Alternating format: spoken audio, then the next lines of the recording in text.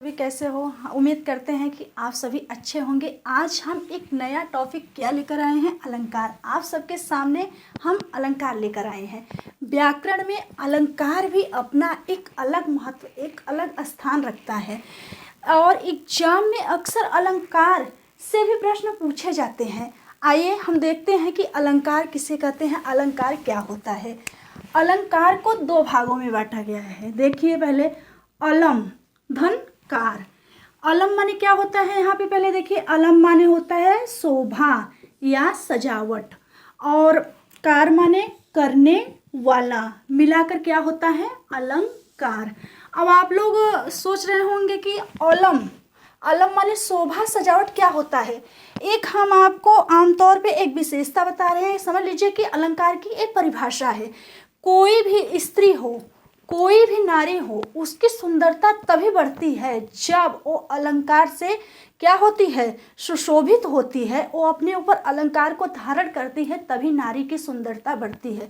जो अलंकार है इसको एक अलंकार गहने से भी जोड़ा जाता है। जो आमतौर पे देखे होंगे कि घर में हमारी जो माँ है, बहन है, सब लोग जो गहने भी आभूषण अपने शरीर पे धारण करती हैं उसको भी अलंकार कहा जाता है।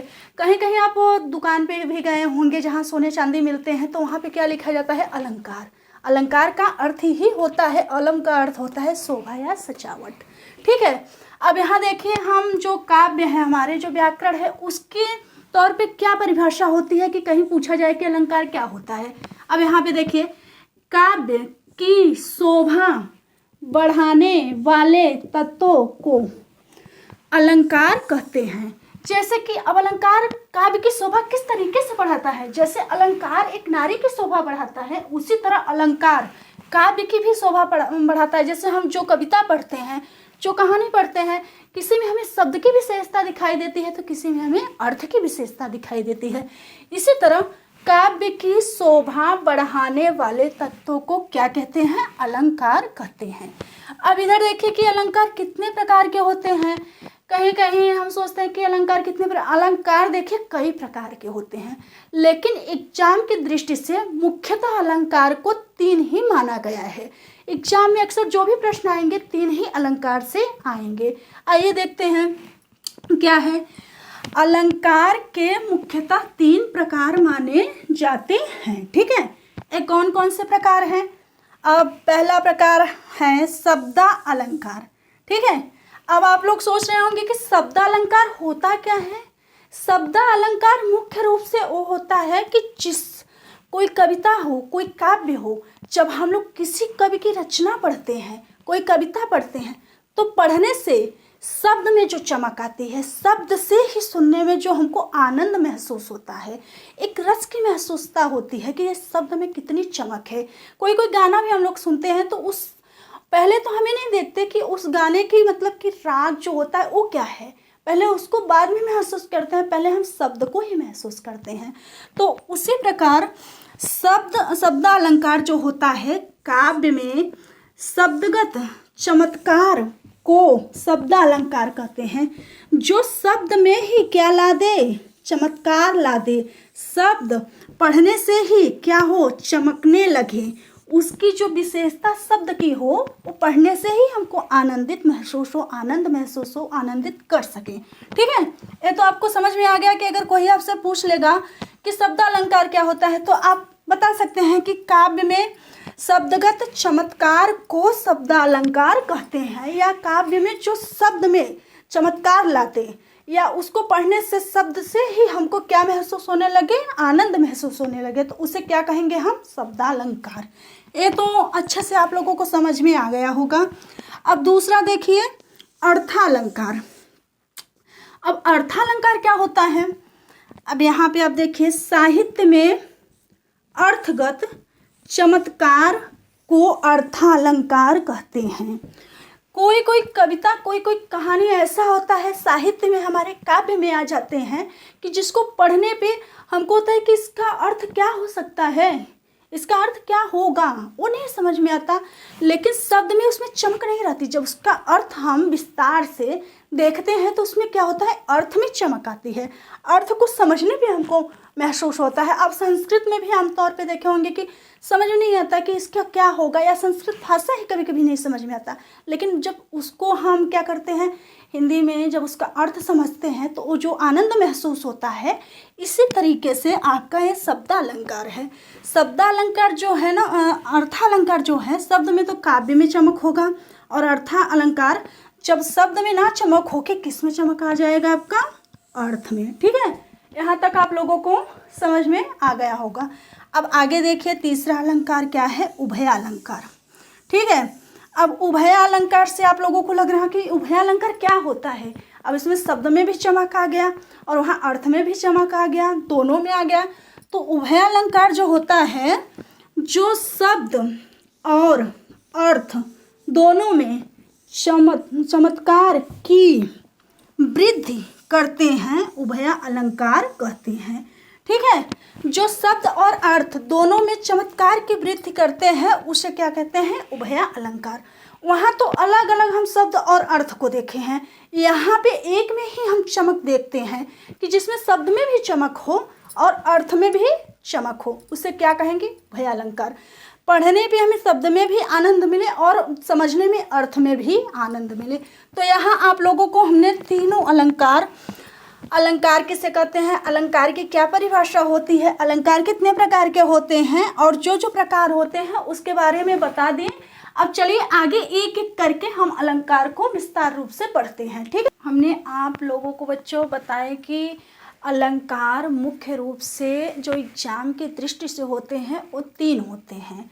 पहला शब्दालंकार, दूसरा अर्थालंकार, तीसरा उभयालंकार। अब यहाँ पे हम पहला आप लोगों के सामने कौन सा अलंकार लेकर आए हैं, शब्दालंकार। शब्दालंकार में हम तीन अलंकार पढ़ेंगे, एक एक करके अलंकार को हम विस्तार रूप से पढ़ेंगे, अच्छे से समझेंगे। एग्जाम की दृष्टि से जो भी क्वेश्चन होगा वो क्वेश्चन भी हम आप लोगों को कराएंगे। ठीक है, अब यहाँ पे देखिए, पहला जो हमारा वो है अलंकार, ये अनुप्रास अलंकार है, दूसरा है यमक अलंकार, तीसरा श्लेष अलंकार। अब यहाँ पे हम पहले कौन सा अनुप्रास पढ़ेंगे, अलंकार पढ़ेंगे, अनुप्रास अलंकार। ठीक है, अब यहाँ पे देखिए, जो अनुप्रास अलंकार है उसको क्या किया गया है, इसमें भी अनुप्रास में भी दो भाग हैं, अनु, धन, प्रास। यहाँ अनु का अर्थ क्या होता है, बार बार। ठीक है, अनु का अर्थ क्या होता है, बार बार। प्रयास मतलब इसका क्या अर्थ होता है, वर्ण। इससे आपको क्या पता चला, बार बार वर्ण, ये मिलाकर अनु प्रयास का क्या हुआ, अनुप्रास अलंकार हो गया। बार बार वर्ण, जैसे बच्चों आप लोग देखिए, जो शब्द बार बार, शब्द में जो वर्ण बार बार आए वहाँ पर क्या होता है, अनुप्रास अलंकार होता है। अब यहाँ पे हम परिभाषा के तौर पे देखते हैं, परिभाषा से हम समझते हैं, जब शब्दों का प्रथम वर्ण आ गया ना, जब शब्दों का प्रथम वर्ण लगातार दोहराया जाता है या बार बार आवृत्ति हो, अनुप्रास अलंकार होता है। ठीक है, जब किसी भी शब्द के वर्ण की आवृत्ति बार बार होती है तो अनुप्रास अलंकार की मैंने परिभाषा बता दी। अब एक उदाहरण के तौर पे देखते हैं कि कैसे यहाँ पे अनुप्रास अलंकार में वर्ण की आवृत्ति बार बार होती है। ठीक है, अब यहाँ पे उदाहरण के तौर पे हम देखते हैं, जय जय, जय जय भारत भूमि भवानी, अमरों ने तेरी महिमा बारंबार बखानी। ठीक है, जय जय में जो ज है, यहाँ भी जय है, यहाँ भी जय है, तो ये क्या हुआ, आपका वर्ण हुआ। वर्ण की आवृत्ति एक या एक से दो बार हुई है कि नहीं। और यहाँ पे देखिए, भारत भूमि भवानी में यहाँ भी आपको क्या मिला, भ, यहाँ भी आपको भ मिला, यहाँ भी आपको क्या मिला, भ मिला, तीनों जगह आपको भ मिला। तो यहाँ वर्णों की जो आवृत्ति है, बार बार यहाँ पे वर्ण आपको मिले हैं। तो इससे आप लोग पहचान जाएंगे कि एक कौन सा अनुप्रास है, यहाँ पे कौन सा अनुप्रास होगा, अनुप्रास अलंकार होगा। यहाँ पे उदाहरण के तौर पे हमने बता दिया कि जहाँ पे आपको वर्णों की आवृत्ति, एक वर्ण की आवृत्ति बार बार हो, वहाँ पे अनुप्रास अलंकार होगा। ठीक है, अब चलते हैं हम अनुप्रास अलंकार के आप, जैसे कि आप लोगों को हमने शब्द अलंकार पढ़ाया और उसमें हमने क्या पढ़ाया, अनुप्रास अलंकार। अब यहाँ पे आप देखिए कि अनुप्रास अलंकार के कितने भेद होते हैं। अनुप्रास अलंकार के 5 भेद होते हैं। कितने भेद होते हैं? 5 भेद होते हैं। पांचों भेद को हम आपको इस तरीके से पढ़ाएंगे कि एक बार में ही आप देखते हुए समझ जाइए कि इसमें से कौन सा अनुप्रास है। अक्सर आप जो भी कविताएं पढ़ते होंगे या दोहा जो भी पढ़ते होंगे काव्य, उसमें अक्सर करके आपको कौन सा अनुप्रास मिलता है, कौन सा अलंकार, अनुप्रास अलंकार अधिकतर आपको मिलता है। ठीक है, अब यहाँ पे देखते हैं कि इसके जो भाग है पांचों किस प्रकार हैं। यहाँ पे पहला है छेकानुप्रास, दूसरा है वृत्यानुप्रास, तीसरा है लाटानुप्रास, चौथा है अंत्यानुप्रास, पांचवा है श्रुत अनुप्रास। ठीक है, अब यहाँ पे एक एक करके हम समझते हैं कि इसको हम कैसे पहचानेंगे कि जिसकी ये परिभाषा होती है और उदाहरण से भी। अब यहाँ पहला आपको हमने क्या दिया है, छेकानुप्रास। ठीक है, छेकानुप्रास कैसे हम जानेंगे कि इस काव्य में, इस कविता में हमको कौन सा अनुप्रास मिल रहा है, छेकानुप्रास है कि नहीं है, कैसे पहचानेंगे, आइए देखते हैं। वर्ड की आवृत्ति 2 बार हो। देखिए, एक सरल सी परिभाषा है, सिर्फ देखने मात्र से आपको समझ में आ जाएगा कि छेकानुप्रास कैसे होता है, इसकी क्या परिभाषा होती है। वर्ड की आवृत्ति कितनी बार हो? 2 बार। जिस काव्य में, जिस कविता में आप पढ़ेंगे 2 बार, कहीं आपकी एक वर्ड की आवृत्ति 2 बार मिल जाए तो वहाँ पे आप जान जाइएगा कि कौन सा अनुप्रास छेकानुप्रास होगा। अब यहाँ पे एक उदाहरण के तौर पे देखते हैं कि कैसे होता है। ठीक है, इस करुणा कलित हृदय में अब विकाल रागनी बाजती। ठीक है, अब यहाँ पे करुणा कलित, उदाहरण आपको हमने दिया, इस करुणा कलित हृदय में अब विकल रागनी बाजती। ठीक है, इसमें जो करुणा है इसमें भी आपका वर्ण क्या है, क है, और यहाँ जो कलित है इसमें भी आपका वर्ण क्या है, क है। तो यहाँ पे जो आपका परिभाषा था, वर्ण की आवृत्ति कितनी बार हो, 2 बार हो। जब यहाँ पे 2 बार किसी वर्ण की आवृत्ति हो जाती है तो छेकानुप्रास होता है। जैसे इस उदाहरण में क की आवृत्ति कितनी बार हुई है, 2 बार हुई है। अब यहाँ पे आइए हम दूसरा देखते हैं, वृत्यानुप्रास। यहाँ पर आपकी जो परिभाषा है, वर्ण की आवृत्ति कितनी बार हो, 3 बार हो। किसी वर्ण की आवृत्ति जब 3 बार हो जाती है तो वहाँ पर वृत्यानुप्रास होता है। और कहीं कहीं आपको यहाँ पे 5 बार किसी वर्ण की आवृत्ति मिलेगी, क्योंकि कुछ विद्वान 3 बार माने हैं, कुछ विद्वान 5 बार भी माने हैं। ठीक है, आइए एक उदाहरण के तौर पे देखते हैं कि किस प्रकार मिलता है। भूरी भूरी भेद भाव से भाग दिया। ठीक है, जो यहाँ पे आपका भ शब्द है, भूरी में भी 2 बार आया है, तो भ जो है 1 बार है, 2 बार है, 3 बार है, 4 बार है, 5 बार है। ठीक है, देखिए यहाँ पे 5 बार आया है, 3 बार भी आता है, 5 बार भी आता है। मैंने पहले ही बताया, कुछ विद्वान 3 बार माने हैं, कुछ विद्वान 5 बार माने हैं।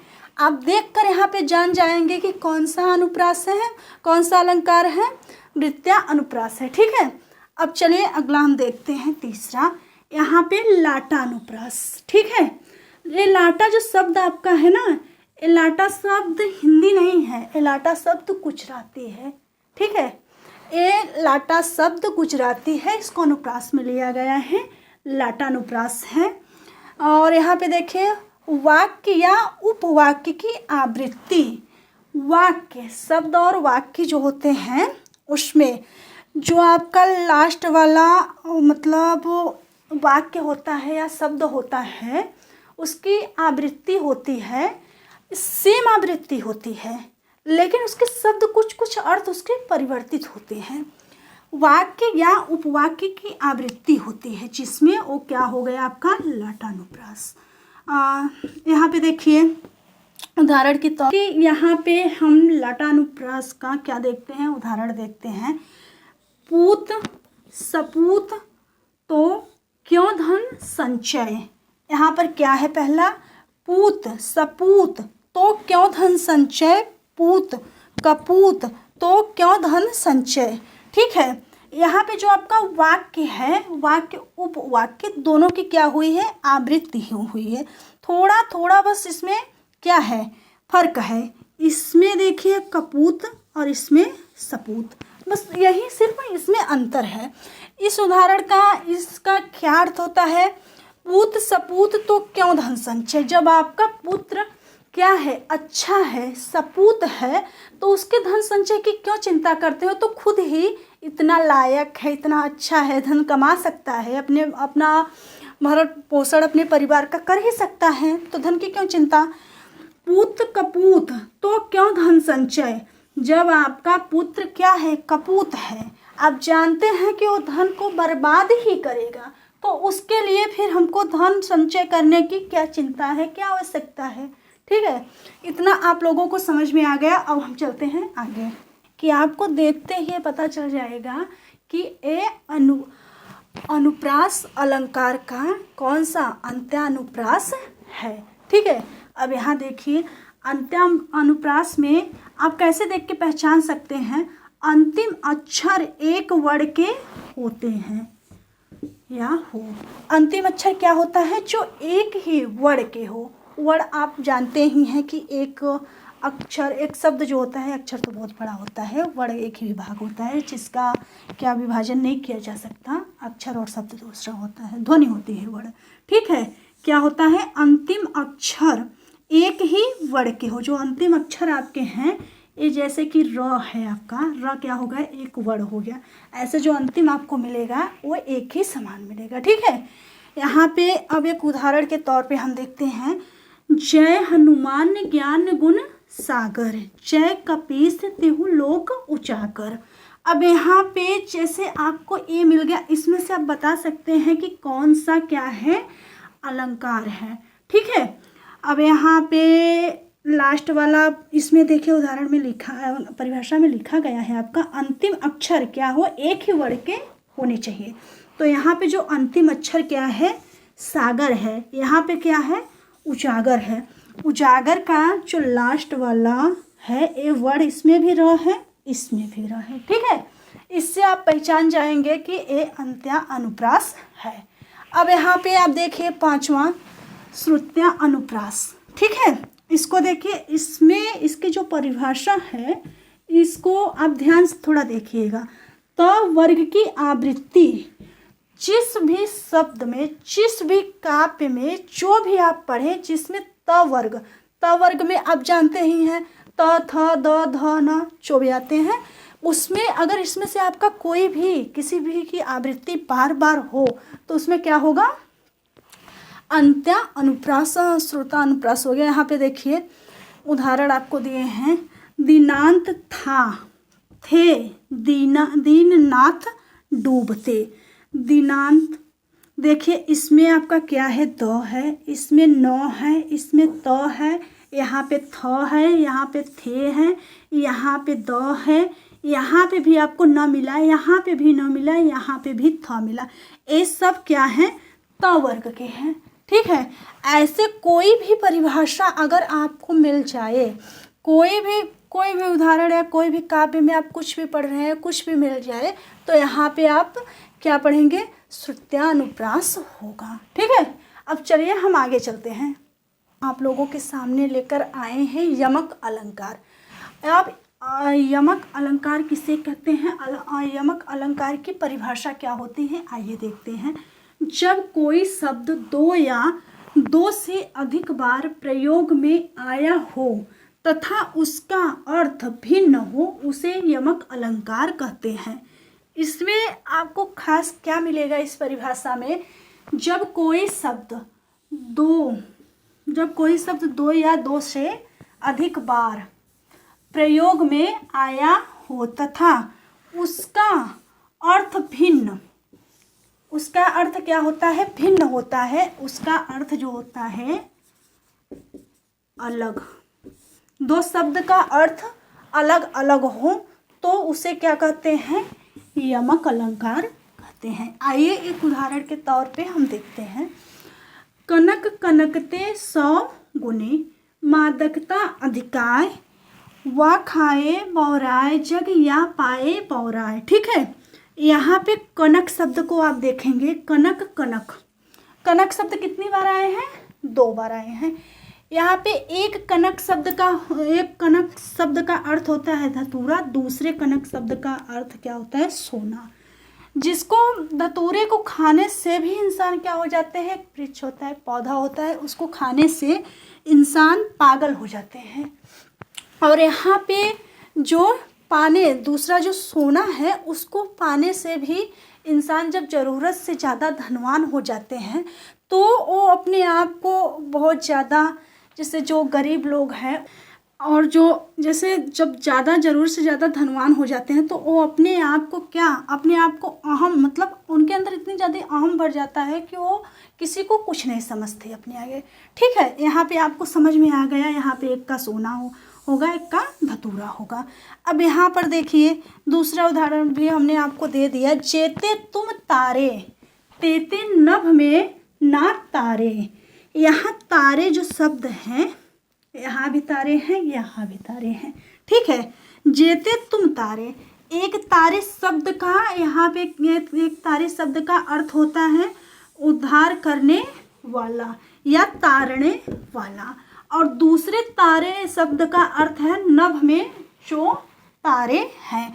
जेते तुम तारे तेते नभ में ना तारे, मतलब भगवान के लिए तुम जितने इस संसार में इंसानों को तारे हैं उतने नभ में भी तारे नहीं होंगे। ठीक है, अब हम जो आपका तीसरा अलंकार है उसको हम पढ़ाने चल रहे हैं। आप लोग यमक अलंकार पढ़ चुके, अब यहाँ पे हम तीसरा श्लेष अलंकार लेकर आए हैं। देखिए इसकी परिभाषा के श्लेष अलंकार क्या होता है, कैसे होता है।